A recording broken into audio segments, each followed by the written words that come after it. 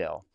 To confidently believe that Jesus is God, do we need explicit first-person claims?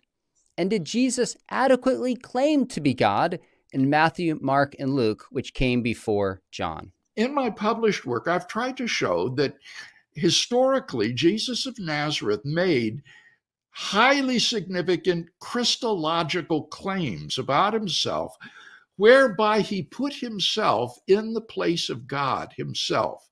For example, he claimed to be the long-awaited Jewish Messiah. He claimed to be the Son of God in a unique sense. He claimed to be the divine human Son of Man prophesied by the prophet Daniel. And all of these offices or titles come together at the trial scene in Mark's gospel. The high priest, the leader of the Sanhedrin, charges Jesus under oath, "Are you the Christ? Are you the Messiah, the Son of the Blessed One?" And Jesus responds, "I am. And you shall see the Son of Man sitting at the right hand of power and coming on the clouds of heaven."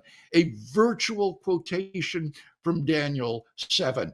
So here you see claims that assert the divinity of Jesus by use of these significant Christological titles.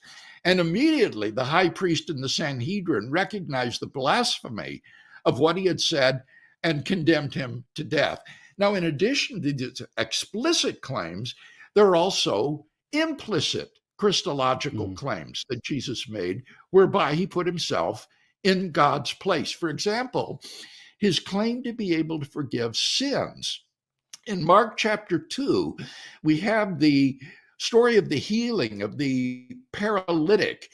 And Jesus says to the man, "My son, your sins are forgiven."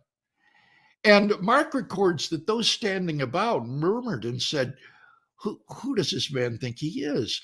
No one can forgive sins but God alone.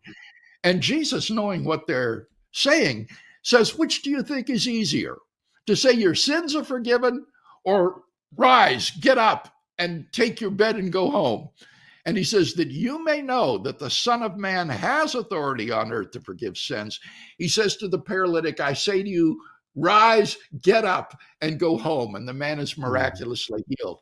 Clearly in Mark's gospel, this is a claim to divinity exercising authority to forgive sins, an authority and prerogative that belong to God alone.